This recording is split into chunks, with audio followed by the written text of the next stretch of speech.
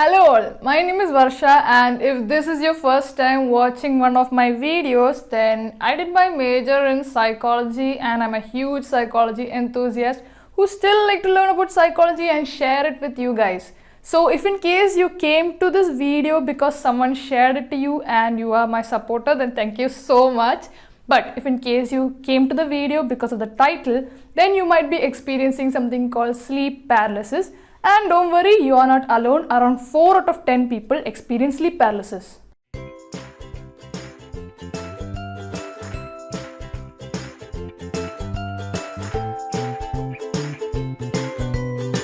If you haven't experienced sleep paralysis, imagine that tonight you go to bed a bit late and fall asleep immediately because you are exhausted. You half wake in the middle of the night and realize that you cannot move your body and someone or something is watching you.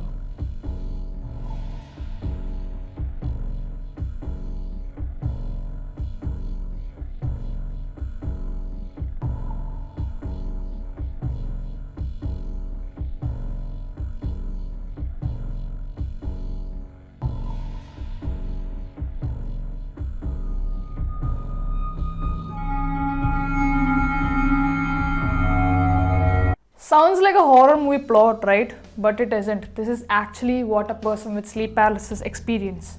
The main symptoms of sleep paralysis is that you find yourself awake but you cannot move your body. And sometimes you might also hallucinate and have a nightmare while you are in the sleep paralysis state. The experience usually lasts for about few seconds to few minutes till you're finally able to gain control over your movements. Sleep paralysis usually occurs just before you fall asleep or just before you wake up. How this happens is exactly not sure, like is it genetical or triggered, not sure. However, scientists have come to a conclusion or come to a finding on what might be happening during sleep paralysis. You might have learned about the stages of sleep somewhere during your school days. If you haven't, then I have mentioned about it in one of my previous videos, and the link of that video will be somewhere around this video. Anyway, so back to the topic. You go through all these stages of sleep and finally enter the REM sleep. REM stands for rapid eye movement. If you have this weird habit of staring at people when they are sleeping, you might have noticed a person going through the REM sleep. That is, their eyes keep moving as if they are searching for something.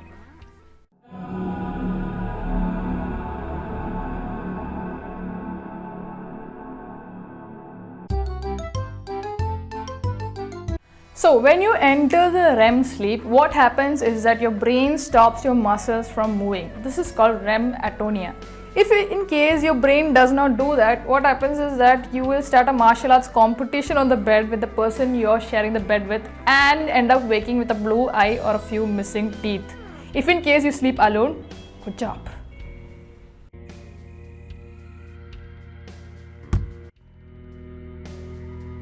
Now, what do you think happens to a person who experiences sleep paralysis? The sleep atonia continues even when the person wakes up. So the person cannot move their body and they start to hallucinate. The hallucination won't be about a handsome vampire coming to bite you, cross, and won't be about a sweet little angel singing for you, but it'll be a nightmare. When in sleep paralysis, your brain secretes fear chemicals and goes into a fight or flight mode, thus you start experiencing hallucinations which are very scary.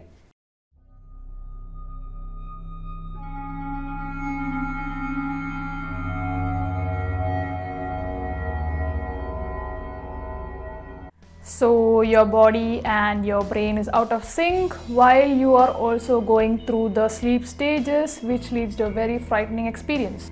Now, as I told you earlier, the reason for why sleep paralysis happens is quite unknown. The researchers have been working on this for quite a long time, and the medical history records of sleep paralysis can be dated back to around 10th century. However, a Dutch physician found out about this around 1664. Until the 19th century, he believed that a 50-year-old woman was facing nightmare, which later came to be known as sleep palsy and then to sleep paralysis. So after all these years of researchers and breaking their head, researchers have found out quite a number of risk factors. These include you constantly changing your sleep schedule due to your work shifts, and also sleep disorders such as sleep apnea, narcolepsy, etc.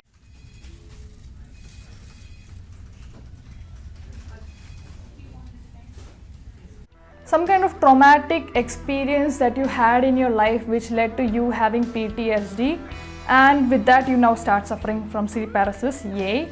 And also certain beliefs and substance abuse. There is this famous painting known as The Nightmare by Henry Fuseli, who is a Swiss artist. Do Google it. I do not want to copy paste it in this video because then I'll get copyright issues and then my video will get deleted, and I'm a lazy person and I spent a lot of time making this video. So back to the topic. This painting was done in 1781 and it shows a woman who is lying down with her hands thrown behind her and a demon sitting crouched on her chest. There's a woman lying down like this. There's a woman, she has hair, and then there is this demon sitting on her like this. See, I defeated Henry Fuseli. Forget it, Google it. There is also another famous artist who used an episode of sleep paralysis for his own benefit, and I'm not even kidding. Have you heard of the Devil's Trill Sonata by Giuseppe Tartini? Giuseppe.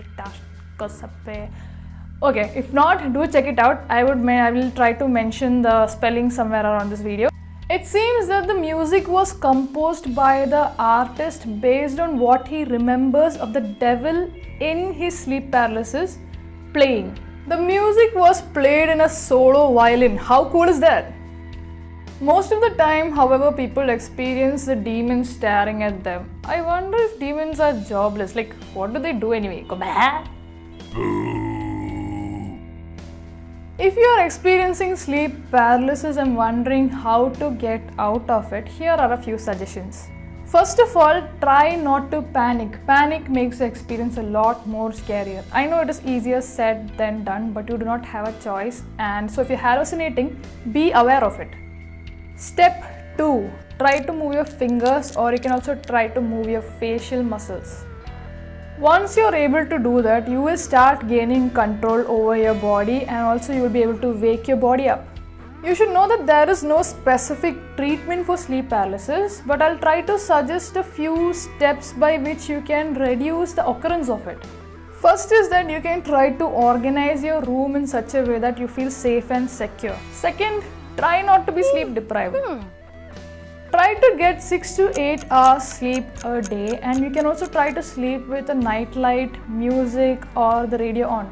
Don't take any recreational drugs or drink alcohol at the evening, and you can also try to record yourself while you're sleeping so that you can see that there is no presence of demon in your room at all. You should definitely see a doctor if sleep paralysis is routinely ruining your good night sleep. Honestly, there are no nighttime demons or monsters who want to take over your body while you're asleep.